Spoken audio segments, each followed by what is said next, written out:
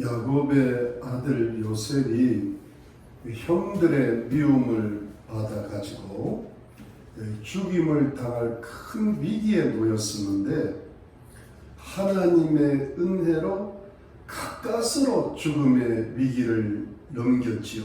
그때 마침 그 곁을 지나가던 이스마엘 족속의 무역 상인에게 노예로 팔려서 당시의 초강대국이었던 애굽으로 내려가게 되었습니다. 그리고 요셉은 애굽의 지휘대장, 즉 애굽 왕 바로의 경호 대장이라고 했던 이 보디발의 노예로 팔렸는데요. 그래서 요셉의 노예 생활이 시작이 되었던 것이죠. 여러분, 그야말로 요셉이 하루아침에 노예로 전락하면서 노예 생활의 고난이 시작이 되었는데, 여러분, 이때 요셉의 마음은 어떠했을까요? 요셉의 마음은 정말 황당했을 겁니다. 가까스로 목숨이 살아남은 것은 너무나 다행스러웠겠지만, 그럼에도 불구하고 하루아침에 자신의 신세가 노예로 전락되었고, 그리고 비참하고 고생스럽고 힘든 노예 생활을 시작한다는 것이 억울하기도 하고 답답하기도 하고 또 화도 나고 절망스럽고 참으로 괴로웠을 거예요. 인간이라면 누구나 이런 생각을 했겠지요. 요셉도 훌륭한 인물이었지만 인간이니까 이런 생각을 분명히 했을 것입니다.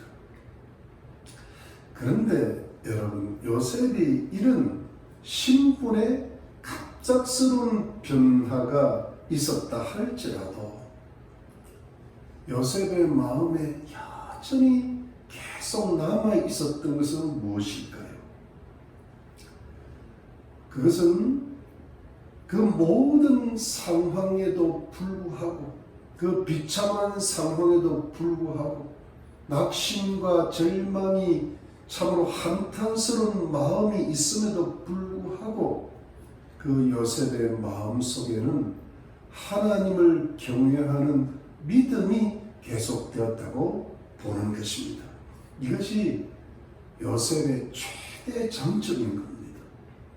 여러분, 이 요셉의 최고의 장점인 어떤 상황에서도 하나님을 경외하는 믿음을 보여주는 그 근거가 뭘까요? 여러분, 본문 2절을 한번 보겠습니다. 본문 2절에 보니까 여호와께서 요셉과 함께 하심으로 그가 형통한 자가 되어 그 주인 애굽 사람의 집에 있으니. 여러분, 이것이 무슨 뜻입니까? 노예로 팔려간 요셉에게, 비참한 노예 생활을 시작하는 요셉에게 하나님께서 함께 하셨다는 겁니다.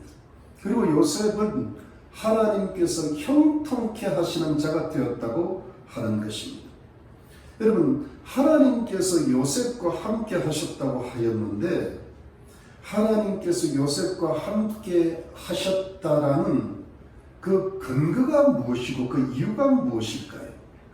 여러분, 물론 요셉이 평소 때 하나님을 잘 신앙하고 성품이 아주 좋았던 이 요셉이가 하루아침에 노예 신세로 전락하니까 하나님 보시기에도 불쌍히 여기시고 또 사랑하시면서 늘 돌보시고 범사에 보호하셨겠죠.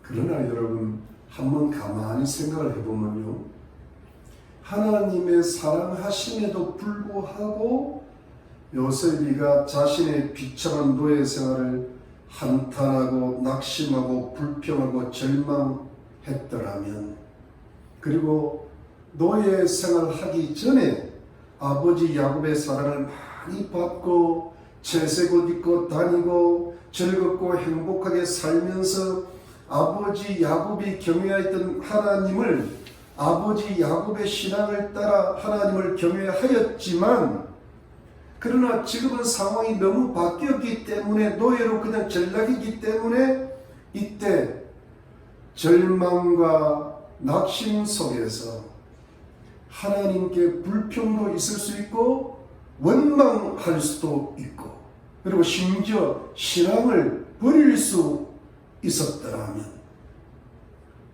하나님께서 요셉과 함께 하셨다라는 이 특별한 함께 하셨다라는 말씀은 굉장히 귀중한 말씀이거든요. 예수님이 부활 성천하실 때가 세상 끝날까지 저와 함께 하겠다 이 말씀은요 참으로 굉장히 특별한 말씀이란 말입니다. 근데 이런 하나님께서 함께 하셨다는 말씀이 그 성경 말씀이 기록되었지가 않았을 거라고 보이는 겁니다. 물론 함께 하셨겠지만 이렇게 기록이 뚜렷하게 안 돼 있을 거라는 그런 말씀이에요. 요셉이 하나님을 계속 경외했기 때문에 하나님이 함께 하셨다는 말씀이 기록되어 있다는 겁니다. 여러분 여기서 하나님께서 함께 하셨다는 뜻은 하나님께서 요셉의 일생에 그냥 단순히 적절한 정도로 함께 하셨다는 뜻이 아니라 하나님께서 요셉을 범사에 많이 도우셨다는 뜻이에요. 함께 하셨다는 뜻은요 특별히 도우시겠다는 겁니다. 늘 도와주시겠다, 인도하시겠다. 그러니까 하나님께서 요셉을 특별히 많이 도우셨다는 뜻입니다. 그 증거가 뭡니까? 요셉은 형통한 자가 되었다. 여러분 여기서 형통한 자란 번영하는 자라는 뜻입니다. 영어로는 prosper라고 되어 있고 또는 success라고 되어 있습니다. 그러니까 어떤 굉장히 번영하고 번창하고 성공적인 삶을 살게 되었다는 뜻이죠. 아주 잘되고 큰 성공을 이룬 사람이 되었다는 뜻입니다. 이것은 하나님께서 요셉을 노예 생활 가운데 함께 하시면서 크게 축복을 하셨다는 건데요. 그러니까 그냥 보호하시고 그냥 함께 하시고 그냥 인도하시는 적절한 수준이 아니고 아주 특별하게 아주 뛰어나게 아주 크게 축복하셨다는 뜻입니다. 여러분 그 증거가 뭡니까? 여러분 3절 보시죠. 3절 말씀에 보면은 그 주인이 여호와께서 그와 함께 하심을 보며 또 여호와께서 그의 범사에 형통케 하심을 보았더라.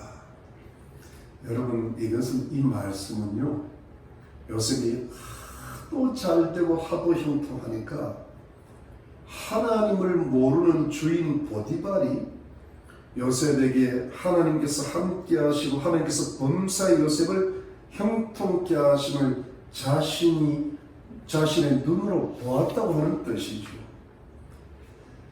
요셉의 주인 보디발은 하나님 전혀 모릅니다. 보디발은 애국왕 바로의 시위대장입니다. 그런데 그가 하나님께서 요셉과 함께 하신 것을 보았다는 뜻은 이런 거죠.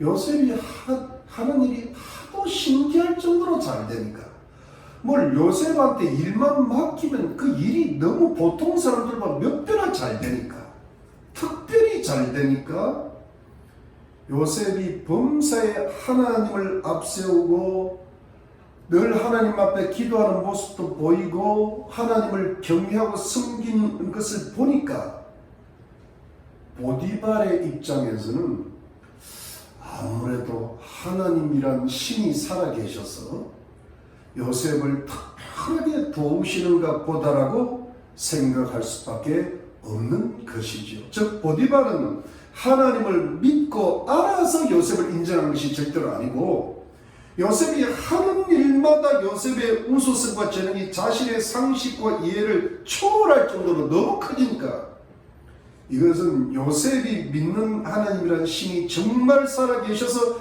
요셉을 지금 많이 도와주시는가 보다라고 생각을 했던 것이죠. 아마 여러분 잘은 모르지만 나중에 보디발이 하나님을 믿었을지도 모릅니다. 마치 느부갓네살 같은 사람처럼 말입니다. 요셉은 그리고 또 어떻게 되었을까요? 요셉은 계속해서 형통한 자가 되고 요셉의 성공 스토리는 계속되는데 여러분 4절 보시죠. 4절 말씀에 보면 요셉이 그 주인에게 은혜를 섬기며 그가 요셉으로 가정 총무를 삼고 자기 소유를 다 그 손에 위임하니. 여러분 이제 요셉이 어떻게 됩니까? 이제 요셉의 주인 보디발이 요셉에게 자신의 집의 모든 소유를 아예 다 맡겨버리는 겁니다. 위임이라는 단어가 2번이나 나옵니다. 요셉을 가정 총무로 삼았습니다. 여러분 여기서 가정 총무란 가정의 일에 대해서 모든 책임을 맡게 했다는 뜻인데요. 이것을 공동 번역이나 표준 새 번역에 보면 이 가정 총무는 어떻게 번역되어 있는가는 신복이라고 번역되어 있습니다. 그야말로 요셉이 보디발의 신복이 된 겁니다. 여러분 이것은 마치 무엇과 같은가 하면 아브라함으로 하자면 아브라함의 가정의 모든 일을 맡은 그래서 그 아브라함이 자식이 없을 때 그를 상속자까지 삼으려고 했던, 또 그 이삭에게 리브가라는 여인을 구하기 위해서 바단 아람까지 보내는 것을 맡겼던 엘리에셀이라고 보면 됩니다. 노예인데 가정총무요 신복이 된다. 모든 걸 다 맡겨도 주인의 마음처럼 그대로 하는. 신복이 뭡니까? 마음에 있는 것을 그대로 행하는 사람이라는 그 뜻이거든요. 그야말로 요셉은 보디발의 최고의 신복이 되면서 보디발 가정의 최고의 지위까지 올라가게 되었죠. 이 보디발이 요셉을 얼마나 신임하였는지요. 모든 소유를 다 요셉에게 위임하고 나서도 일체 간섭을 안 하는 겁니다. 네가 다 알아서 돌아보지를 않는다. 다만 음식만 제하고 그렇습니다. 아마 음식은 애국 사람이 히브리 사람과 함께 음식을 먹으면 부정을 탄다는 미신을 보디발이 믿었던 것 봅니다. 그 당시 사회 간섭이었던 것 같아요. 여러분 창세기 43장 32절에 보니까 애국 사람 따로 히브리 사람 따로 요셉 따로 이러면서 배식을 했다는 말씀이 있거든요. 그러니까 따로 따로입니다. 그야말로 보디발이 요셉을 완전 신뢰하였던 것이죠. 여러분 애국 왕의 시대장 정도 되면요, 경호 부대장 되면요 보통 인물이 아니잖아요. 근데 이 사람이 아무나 믿고 신뢰하겠습니까? 그런데 요셉이 그만큼 성실하고 너무너무 일을 잘하고 정직하기가 이를 데 없고 너무 지혜롭고 일을 잘 처리했다는 뜻이죠. 여러분 저는 요셉이라는 사람을 보면요 그야말로 총무로서는 천재적 기질을 갖고 있습니다.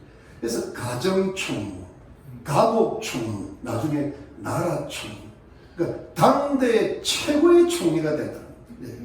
그러니까 우리 뭐 조선시대 보면 최고의 영의정 같은 그런 인물이 되었다는 이야기. 그야말로 탁월한 천재의 기질을 가진 총무였죠. 그러니까 보디발이 이렇게 요셉을 대우를 하니까 하나님께서도 가만히 안 계신 거예요. 왜냐하면 보디발이 요셉을 너무 신임하고 일체 간섭을 안 하니까 요셉에게 잘하니까 하나님께서 보디발에게 복을 주시기 시작하는데 집에나 밭에나 범사에 복을 주신 겁니다. 여러분 5절 6절 다시 한번 보시죠. 5절 6절에 보니까 5절 6절에 그가 요셉에게 자기 집과 그 모든 소유물을 주관하게 한 때부터 여호와께서 요셉을 위하여 애굽 사람 집에 복을 내리심으로 여호와의 복이 그의 집과 밭에 있는 모든 소유에 미친지라 주인이 그 소유를 다 요셉의 손에 위임하고 자기 식료 외에는 간섭하지 아니하였더라. 요셉은 용모가 준수하고 아담하였더라. 그러니까 이 보디발이라는 사람이 요셉을 너무 신임하고 절대 간섭을 안 하니까요. 하나님께서 요셉을 위해서 요셉 때문에 보디발의 집에 엄청난 복을 주시는 겁니다. 그러니까 보디발의 가정이 평강하고요. 그 다음에 뭐예요? 농사도 잘 되고 모든 노예도 일 잘하고 하여튼 요셉이 그 가정 총무가 된 날부터는 뭐예요? 이 보디발의 집이 그냥 엄청난 복을 받는 거예요. 보디발은 그냥 가정에는 할 것도 없고 그냥 왕의 시대장 노릇만 하고 있으면 되는 거죠. 그래서 여러분, 요셉은 애굽왕 바로의 시대장 보디발의 집에서 최고의 지위를 누리게 되었습니다. 여러분, 이 최고의 지위를 누리게 된 때가 아마도 요셉이 27살 정도 된 때라고 보여지는 겁니다. 요셉이 노예로 17살 때 팔렸으니까 10년 만에 최고의 지위로 올라간 겁니다. 이것이 요셉의 성공 스토리입니다. 비록 노예로 팔렸었지만 노예로 팔린 집에서는 주인이 무한 신뢰를 하는 최고의 자리에까지 10년 만에 당당히 올랐었던 것이지요. 그런데 여러분, 저는 이 성경 본문을 읽을 때마다 조금 머리가 갸우뚱해지는 부분이 있어요. 좀 이해가 안 된다는 것인데요. 그것은 뭐냐면, 제가 좀 마음이 훌륭하지 못해서 그렇겠지만 마치 이런 느낌이 듭니다. 하나님께서 병 주시고 약 주시고 하는 것 같아요. 하나님께서 요셉의 노예살에 함께 하심으로 크게 도와주시고 아주 형통하고 참으로 성화조로 만들어 주심까지는 너무 좋고 감사한데, 아니 왜 요셉을 처음부터 노예로 만드시다는 겁니까? 여러분, 제 지금 서 있는 모습이 좀 불량하지 않습니까? 왜 노예로 만들어 놓고 형통케 하냔 말이죠. 하나님께서 요셉을 노예로 만드신다는 것이 하나님께서 요셉과 함께 안 하실 수가 아니잖아요. 하나님께서 요셉과 함께 하시는데 왜 요셉이 비참한 노예가 되냔 말이에요. 왜 그토록 고생스럽고 고통스러운 그 비참한 날들을 보냈어야만 되냐는데, 더구나 요셉은 죄를 지어서 그런 것도 아니고 하나님의 징계를 받은 것도 아니고 아버지 야곱의 심부름을 갖다가 그냥 죽음의 위기를 당하고 겨우 살아남아서 노예로 팔렸거든. 하나님께서 이 과정을 모르실 리가 없는데 그대로 노예로 팔리게 내버려 놓고서는 고생은 고생대로 실컷하게 하시고는, 요셉이 처음에는 얼마나 눈물도 많이 흘렸겠어요. 그 사랑받는 아들 사로잡힌 노예가 되었으니까. 그래 놓고는 그 다음에 노예살이로서의 형통을 크게 주시는 말이에요. 저는 이렇게 해서 노예로 만들지 말으셨다면 더 좋지가 않았을까 하는 거예요. 차라리 병 주시 마시고 약 주지 않으시면 아예 병이 안 됐으니까 더 좋은 거 아닌가? 약이 필요 없는 거. 그러나 사랑하는 성도님들, 우리가 하나님을 경외함으로 하나님의 사랑의 섭리를 절대적으로 믿는 믿음의 눈으로 이 사건을 바라본다면, 하나님 보시기에 요셉에게는 반드시 고난의 과정이 필요했던 것입니다. 즉 요셉에게는 반드시 노예살이라는 과정이 필요했던 것입니다. 왜 하나님의 사랑의 승리 속에서 요셉에게 비참하기 짝이 없는 이 노예살이의 세월이 필요하였을까요? 여러 가지 의미가 있겠죠. 하나님이 여러 가지 숨은 뜻이 있으시겠죠. 지혜를 키우고 성실함을 배우고 인간들을 알고 또 가정 총무를 하고 그 다음에 나라 총무가 되기 위한 하나의 어떤 그 과정의 훈련이었고, 그러면서 그 억울하고 참으로 낙심스러운 가운데서도 하나님을 끝까지 경외하는 법을 배우고, 이런 여러 가지 숨은 뜻이 복합적으로 있겠지만, 그러나 그 중에서 중요한 한 가지만 말씀드리자면, 그것은 무엇보다도 요셉이 낮아지는 과정이었다는 것이죠. 여러분, 그 당시 노예는 사람으로서는 가장 낮은 신분이에요. 요즘으로서는 상상하기 힘든 신분인데요.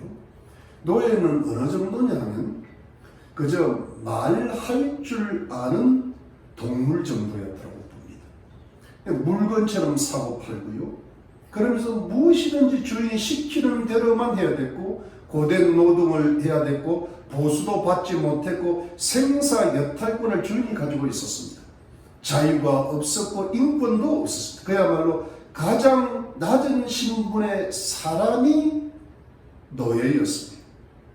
그러니까 여러분, 요셉이 노예가 됐다는 것은 요셉이 예수 그리스도의 모형이라고 우리가 볼 때 하나님이신 예수 그리스도께서 인간의 모습으로 오셨고 그 인간의 모습 속에서도 십자가에 못 박혀 죽으시는 죄수의 모습이 되셨다는 것을 보면 어느 정도 이해가 되실 겁니다. 그러니까 요셉의 입장에서는 엄청나게 낮아진 거예요. 사람의 수준에서는 가장 떨어진 겁니다. 꼼짝달싹하지 못하게 된 거죠. 근데 왜 요셉이 이렇게 낮아지는 과정을 반드시 겪어야만 했을까요?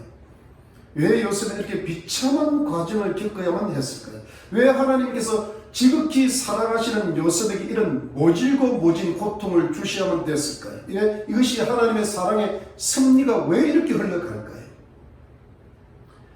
사랑하는 성도님들, 그것은 이렇습니다. 사람은 자신의 생활 속에서 실제로 그 신분이 낮아져야만이 겸손이라고 하는 예수 그리스도의 보배로운 성품이 그 사람의 마음 가운데 진주처럼 형성될 수가 있기 때문입니다.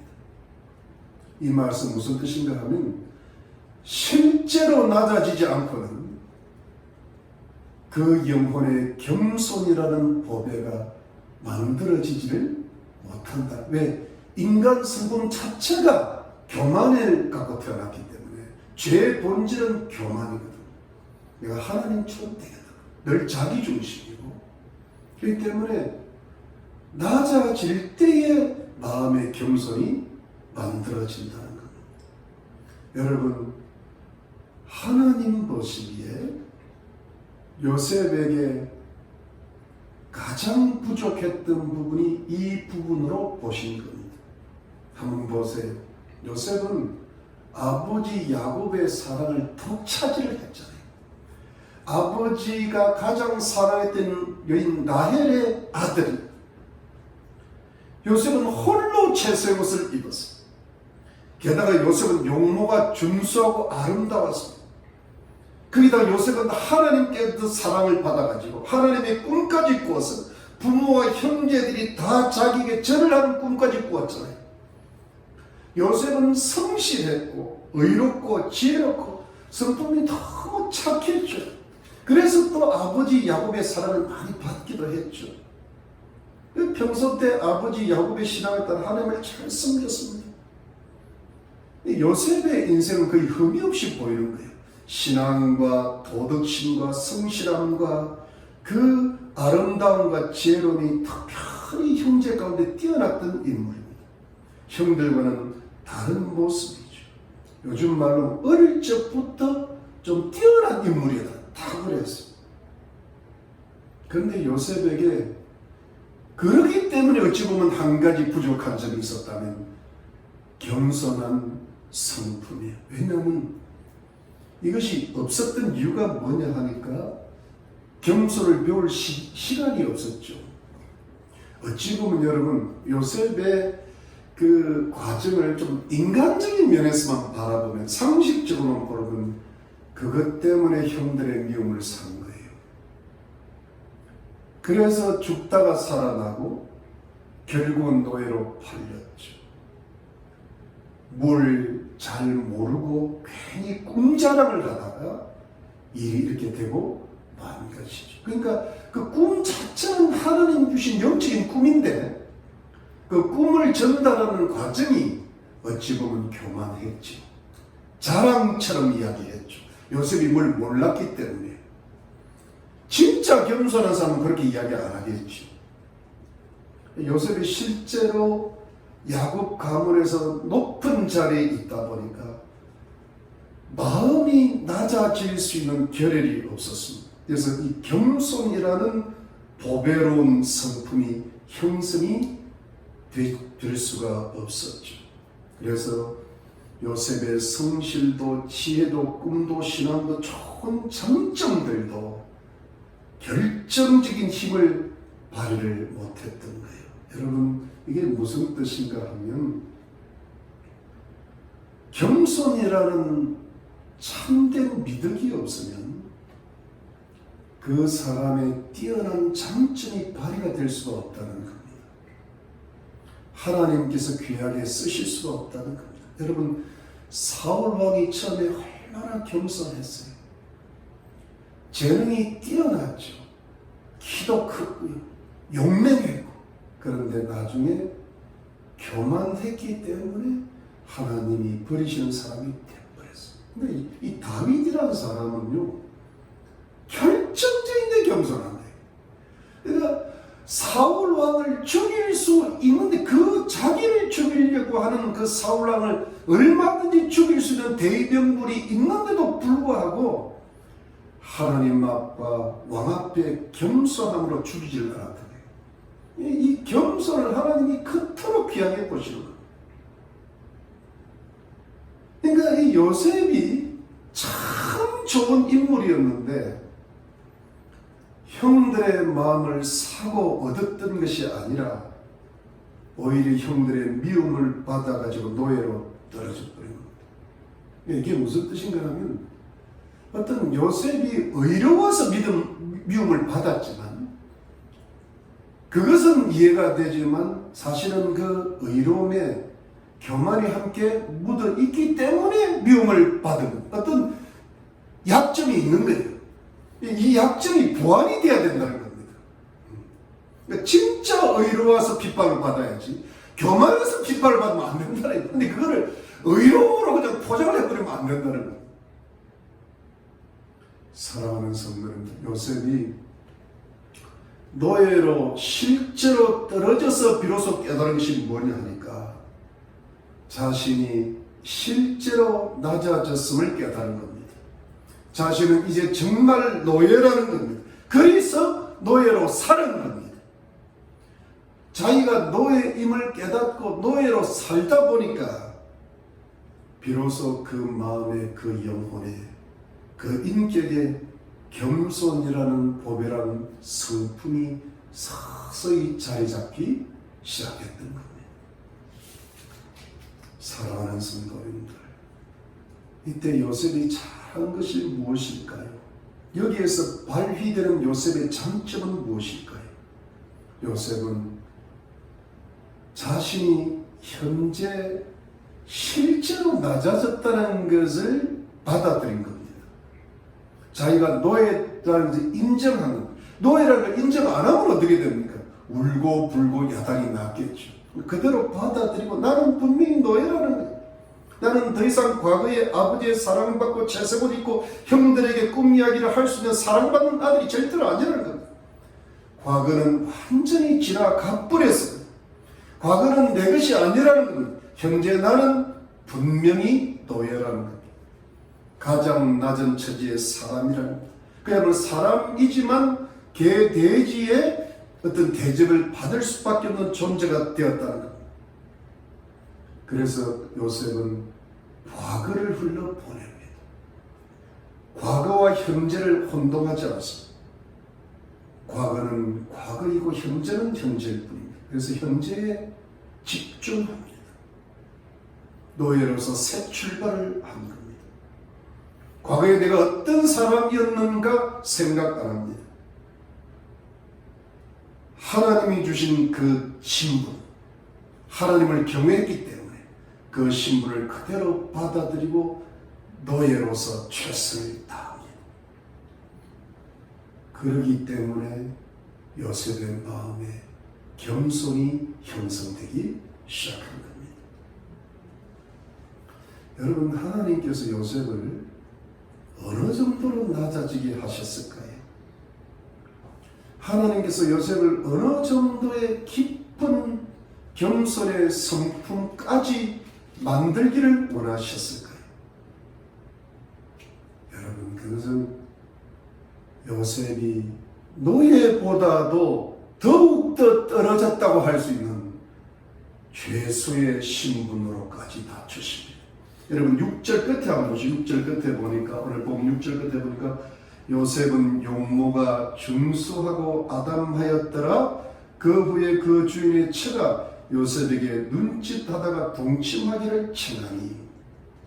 여러분 이 뜻이 무슨 뜻이냐면 요셉이 불행인지 다행인지 너무 잘생긴 거예요. 여러분 외모가 뛰어났다는 말이 성경에 많이 나오지 않습니다. 예를 들어 아브라함 가문의 여인들의 미모가 좀 뛰어났어요. 사라도 뛰어났고 리브가도 뛰어났고 라헬이 미모가 뛰어났는데요. 남자는 그 미모, 용모 이야기는 주로 한 몇 사람 나오지 않습니다. 모세, 다윗, 압살롬, 제 기억으로 사울도 그런 게 좀 있었던 것 같아요. 몇 명 나오지 않습니다. 그 중에 한 명 들어간 사람이 요셉이에요. 그러니까 얼마나 미남이었어요. 미스터 히브리 정도 되네요. 미스터 히브리.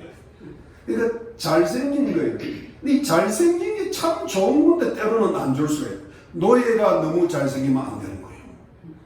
그러니까 그 보디발의 아내의 어떤 그 눈짓을 받기 시작했는데, 눈짓을 받았다는 것이 오늘 본문이잖아요. 그래서 여러분 제가 더 이상 이건 맛보기예요. 어떻게 요셉이 보디발의 아내 때문에 죄수로 전락하는 것은 다음 주일에 잘 설명해 드리겠습니다. 다음 주 예배를 기대해 주시기를 바랍니다. 사실 요셉이 노예 사이로 한 지 10년 세월이거든요. 요셉은 엄청나게 고생했거든요. 그래서 온갖 지혜를 터득하면서 그 속에 노예로 충실하게 살다 보니까 우리 사람들은 열심히 섬기다 보니까 자신도 모르게 뭐예요. 겸손이라는 성품이 배어나기 시작합니다. 이게 배어야 돼요. 그러나 여러분 하나님 보시기에는 참 그 겸손이 너무너무 잘 만들어지고 있는데 하나님이 어떠신 분이에요? 완전한 겸손일 뿐이잖아요. 요셉을 통하여 하나님의 나라를 확장하고 야곱 가문을 일으켜야 되니까, 너무나 큰 인물을 만들어야 되니까 이 겸손이 누구보다도 겸손하지만은 더 큰 겸손을 만드셔야 되는데, 하나님 보시기는 어디까지 낮춰야 되는가 하면 그야말로 감옥의 죄수의 수준까지 낮춰버려야 된다. 그래서 보디발의 아내를 사용하신 것 뿐이에요. 보디발의 아내는 이걸 모르고 있는 거죠. 왜냐하면 여러분 사실 요셉은 너무너무 지혜롭고 탁월하면서도 벌써 겸손을 체득하고 있는데, 요셉은 하나님의 엄청난 축복을 받아서 너무 형통하고 너무 성공을 해서 보디발의 집에서는 보디발 다음에 지위를 누리게 되었거든요. 그러다 보니까 요셉이 자신도 모르게 교만이 슬슬 올라올 수도 있거든요. 사람은요 거의 예외가 없습니다. 실제로 잘 되면 또 마음이 반드시 교만해져. 그 겸손이 어느 아침에 그냥 싹 없어져 버려요. 그야말로 바람처럼 없어지고 안개처럼 사라진 게 겸손입니다. 그만큼 이 겸손이라는 게 깊이 들어가야 되는데, 뼛속 깊이 들어가야 되는데요. 이게 조금 잘못되면요, 그냥 그 겸손이 사라지고 교만이 불뚝 올라오거든요. 근데 저는 요셉이 하나님을 경외하는 사람이고 거룩한 사람이고 겸손한 사람이었기 때문에 요셉을 조금 이렇게 변호하자면, 요셉은 자신도 모르게 교만해진다는 것을 자신이 느꼈을 것입니다. 그러면서 요셉은 더 자신이 겸손해야 된다는 것도 얼마든지 알았을 것입니다. 그래야 하나님께서 자신의 꿈을 이루어 주실 수 있을 거라는 것도 알았을 것입니다.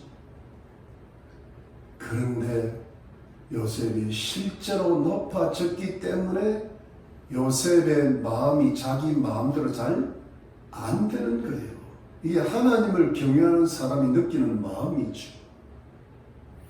이게 잘 안 되는 사람, 아예 어떤 사람들은요, 그냥 자신이 교만한 줄도 모르고 교만하는데, 진짜 하나님을 경외하는 사람들은 교만한 줄 알면서도 겸손이 잘 안 되는 거예요.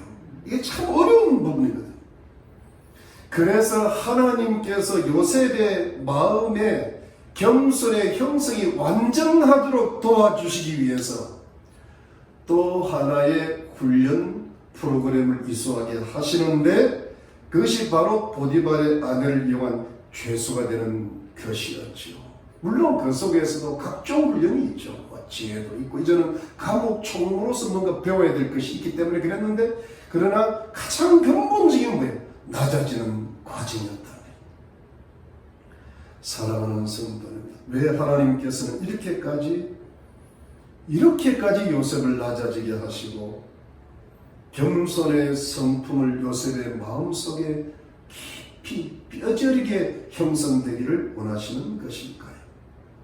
그것은 요셉이 나중에 조금 있으면 실제로 지극히 높아질 터인데, 지극히 높은 나라의 총리 대신이 될 터인데, 그리고 그가 그야말로 애국왕 바로 다음으로 만인이 우러러보는 재상이 될 터인데, 그러나 아무리 높아져도 이미 그 속에는 깊고 깊은 겸손한 성품이 형성되어 있기 때문에 자신에게 주어진 모든 축복과 이 지혜와 영광이 자신의 힘으로 된 것이 아니고 오직 하나님께서 자신과 함께 하시고 특별히 도와주시고 특별히 형통케 하심으로 되었다는 것을 항상 인정하고 감사하면서 일평생 하나님 경외하기를 잊어버리지 않을 수 있기 때문이지요.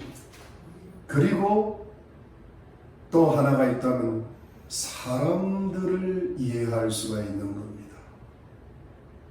여러분, 완전히 실제로 낮아져 본 사람만이, 정말 마음이 겸손한 성품이 형성된 사람만이 사람을 보는 눈이 사람을 진심으로 이해하고 세상을 이해할 수가 있죠. 그래서 사람을 이해하고 세상을 이해하는 하나님의 눈을 가진 통찰력을 가질 수가 있는 겁니다.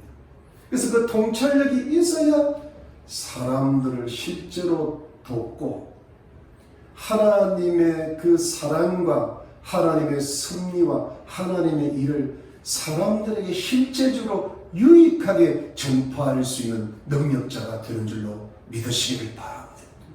이게 뭐냐니까 자기가 아무리 지혜롭고 아무리 성실하고 아무리 탁월하여도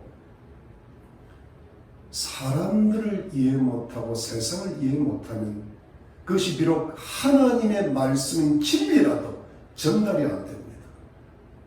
아무리 하나님의 꿈이라도 형들의 미움을 받았듯이 아무리 훌륭한 진리요 지혜라 하더라도 그 상대방의 눈높이에 맞추지 않으면 그것이 그야말로 헛발질에 불과하고 오히려 오해를 받죠. 예를 들어 자기가 아무리 많은 수학 지식이 있다 하더라도 유치원생이나 초등학생들한테 수학을 가르치면 알아듣겠습니까? 그거 맞추어서 산수를 가르쳐야죠. 그래야 진리가 들어가지 않습니까? 그래야 소통이 되잖아요. 그래야 하나님의 나라와 영광이 그들에게 전달되지 않겠습니까? 그렇죠. 근데 그것이 겸손해야만이 그 탁월함이 전달이 될 수 있다는 거예요. 이게 뼈저리, 근데 그 겸손한 사람의 말을 사람들이 들어요. 아무리 훌륭해도 교만하면 듣지 않아요. 듣기 싫어요. 근데 좀 부족해도 겸손한 사람을 사람들이 좋아하게 되거든요. 그러니까 예수 그리스도께서 하나님이신 자로 인간의 모습으로 오시고 죄수의 모습으로서 십자가에 죽으심으로 하나님의 구원을 전달했다는 그런 뜻과 똑같은 이치죠. 겸손해야 전달이 된다. 낮아져야 전달이 된다. 하나님께서 요셉을 정말 지극히 낮추시면서 사실 요셉을 지극히 높이시기 위함이었고 요셉이 지극히 높아지셨을 때에 지극히 겸손한 마음을 일평생 간직함으로써 하나님을 일평생 경외하고 사람들을 이해하고 돕고 형들을 용서하고 돕고 하나님의 일을, 하나님의 사랑을 사람들에게 크게 전파하고 하시는 하나님의 사랑의 섭리인 줄로 믿으시기를 바랍니다. 겸손한 사람이 위로하는 거예요. 예, 여러분, 요셉이 형들을 용서하다는 건 굉장한 겁니다. 그런데 낮아졌기 때문에 이해가 되는 거예요. 사랑하는 여러분, 오늘의 성경 말씀이 우리에게 주시는 교훈은 무엇일까요? 그것은 무엇보다 첫 번째로 하나님께서 우리 성도님들에게 고난이라는 과정을 주실 때 그것은 우리를 낮아지게 하는 과정이라는 사실을 믿으시기를 바랍니다. 실제로 성도가 세상에서 고난을 당할 때만이 우리 영혼의 성도의 마음에 겸손이라는 보배로운 성품이 형성되기 때문이죠. 병이 들고 물질의 어려움이 생기고 자녀들 때문에 걱정이 많고 인간관계 때문에 고통과 갈등을 겪어봐야 이 사람의 마음이 실제적으로 겸손하게 되는 것이죠. 그래서 여러분, 우리 성도님들이 생활 속에서 당하는 고난은 우리가 지금 얼마나 하나님 앞과 사람 앞에 교만한지를 내가 모를 때나 아니면 우리가 겸손하고 싶어도 잘 안 될 때, 그리고 하나님이 우리를 진짜 겸손한 사람으로 만드시고 싶을 때 우리를 도우시기 위해서 우리의 영혼을 겸손하게 하시는 낮아지는 과정이라고 믿으시기를 바랍니다. 근데 그 낮아지는 과정 속에서 우리가 그 겸손을 만들 수 있는 비결은 현실을 직시하는 겁니다. 나는 과거에 어떤 사람이었다, 그런 걸 생각하는 거 아니에요. 딱 지금 현실에 집중하는 겁니다. 바로 이 부분이 현재 내게 주신 하나님의 쥐라는 거예요. 그것이 내 겸손을 만드시기 위한 하나님의 훈련 프로그램이라는 거예요. 거기에 집중할 때 내 겸손이 만들어진다는 거예요. 그리고 또 하나는 반드시 하나님께서 우리 성도님들과 함께 하신다는 거예요. 반드시 형통케 해 주실 거라는 믿음이 있으셔야 됩니다. 여러분, 하나님의 성도들에게는 세상 사람들과는 다른 하나님의 함께 하시고 특별히 도우시고 특별히 형통케 하시고 특별히 성공케 하시는 그런 하나님의 축복의 역사가 있다는 것을 반드시 믿으시기를 바랍니다. 이것이 너무 특별해가지고 하나님을 믿지 않는 사람들에게 간증도 하고 전도가 될 정도의 그런 하나님의 형통케 하시고 축복이 있으시다는 것을 반드시 믿으시기를 바랍니다. 그리고 또 하나는 이런 고난을 겪고 때로는 축복을 겪은 과정 속에서도 이 요셉처럼 하나님을 절대 신뢰하고 하나님을 경외하는 마음을 잃지 마시기를 바랍니다. 하나님이 요셉을 끝까지 붙들어 주실 수 있는 까닭은 요셉이 어떤 상황에서도 끝까지 하나님을 경외하는 믿음을 가졌던 것에 있는 것입니다. 그러니까 자신이 겸손을 배우면서도 요셉의 마음속에는 뭐가 있었어요? 꿈이 살아있었던 거예요. 네. 하나님을 경외하는 사람은 꿈 놓지 않습니다. 그 꿈을 가진 거예요. 그러니까 그렇게 힘든 생활을 하면서도 하나님이 내 꿈은 반드시 이루어 주실 거예요. 이거는 뭐냐면 겸손과 별개입니다. 겸손은 겸손대로 가고 꿈은 꿈대로 가야 되는데 또 잘못하면 꿈 꾼다고 교만해요. 이것도 큰일 납니다. 그러면 이게 인간이 그만큼 겸손하기 어렵다는 겁니다. 겸손은 겸손대로 가고 꿈은 꿈대로 가야 돼요. 하나님을 경외함으로 말합니다. 그런데 이것이 그 고난을 이겨낼 수 있는 비결이었다고 믿어집니다. 그리고 마지막 하나가 있다면 하나님께서 성도를 낮아지게 하실 때는 반드시 높아지게 하시려는 계획이 있으시다는데, 그래서 하나님께서 성도를 높이셔서 하나님의 사랑과 그 하나님의 일을 믿는 자나 믿지 않는 자에게 다 전파하기 위해서 이 과정을 이루어 나가고 계신다는 것을 믿으시기를 바랍니다. 그러므로 사랑하는 성도님들, 좋으신 하나님께서 우리 성도님들의 그 마음 속에 깊은 겸손이라는 보배로운 성품을 심으시고 예수 그리스도의 형성을 담기 하기 위해서 우리는 실제로 낮아지는 과정을 겪게 하십니다. 그 낮아지는 과정 속에서 하나님이 나를 겸손케 하시려고 하는, 내 영혼을 겸손케 하시려고 한다는 것을 깊이 깨달으시고 낙심도 마시고 불평도 마시고 걱정도 하지 마시고 하나님을 불신하지 마시고 불평하지 마시고 원망하지 마시고 오직 끝까지 하나님을 경외하시고 하나님을 절대 신뢰하시고 우리의 현실 속에서 겸손한 성품을 부지런히 만들어 나가시기를 바랍니다.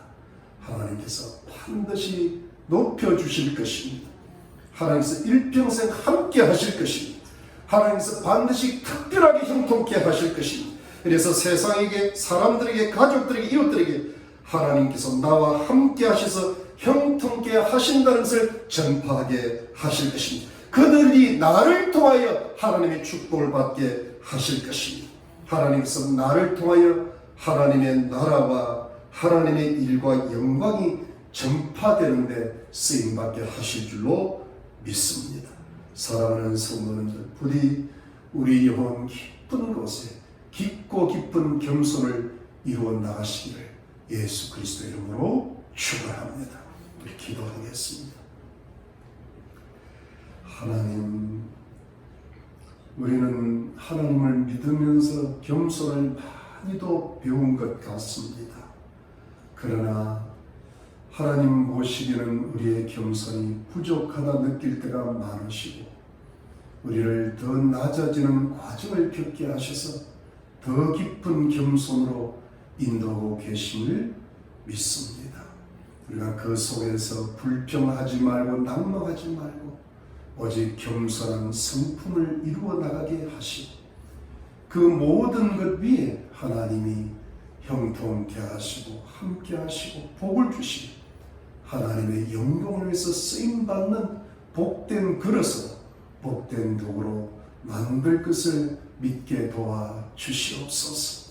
하나님을 경외케 도와주시옵소서. 우리를 통하여 우리의 가족과 이웃들이, 나라와 민족이, 교회가 복을 받게 해 주시옵소서.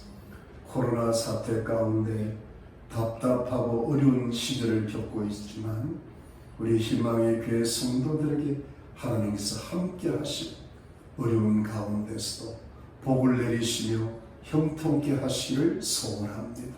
영혼을 강하게 붙들어 주시고 몸도 항상 건강케 하시고 우리 자녀들의 영혼육을 축복하셔서 지혜와 지식과 총명을 더하시고 학업을 축복하시고 필요한 물질을 넉넉히 채워주셔서 직장과 산업의 일에 길을 열어주셔서 우리 성도님들의 살아가는 데 부족함이 없도록 넉넉하게 채우시고 보호해 주시옵소서. 주의 은혜가 주의 백성들 가운데 항상 요셉처럼 함께해 주시기를 소원합니다. 감사드리고 예수님 이름으로 기도드렸습니다. 아멘. 여러분, 교회가 베블리 목장에 그쪽에 이제 계약을 해서 그쪽으로 다 들어가기로 마음을 먹었는데 계약 과정 가운데 어떤 돈 문제가 서로 안 맞아서 결국은 계약이 결렬이 됐어요. 그래서 잠시 작은 사무실로 옮겼다가 코로나 사태 가운데 좋은 건물을 구하려고 그럽니다. 그래서 여러분 기도를 많이 부탁드리고 이번 주에는 교회가 이사가 있고 아마 영상 예배를 드릴 때는 이미 교회 이사가 끝났을 것입니다. 그래서 여러분 이번 주 화요일날 오는 화요일날 줌 성령부가 한 주 쉬기로 하겠습니다. 모든 정리정돈을 끝내고 다시 공부를 시작할 것입니다. 여러분 어려운 가운데서도 항상 하나님 앞에 무릎 꿇는 것 잊지 마시고 기도하시고 말씀 보시고 자녀들을 위해서 가족을 위해서 많이 기도하시고 자녀들 많이 사랑해 주시고 건강하시길 바랍니다. 잘 지내십시오. 기도하겠습니다. 지금은 예수 그리스도의 놀라우신 은혜와 하나님 아버지의 지극하신 사랑과 성령의 위로와 교통과 충만하시니 낮아지는 과정을 통하여 겸손을 이루게 하시고 이 겸손함을 통하여 높아지게 하시고 하나님의 나라가 확장되는 것을 신뢰하고 믿음으로 나아가는 하나님의 거룩한 백성들과 가족들과 이웃들 머리머리 위에 지금으로부터 영원토록 함께 계실지어다. 아멘.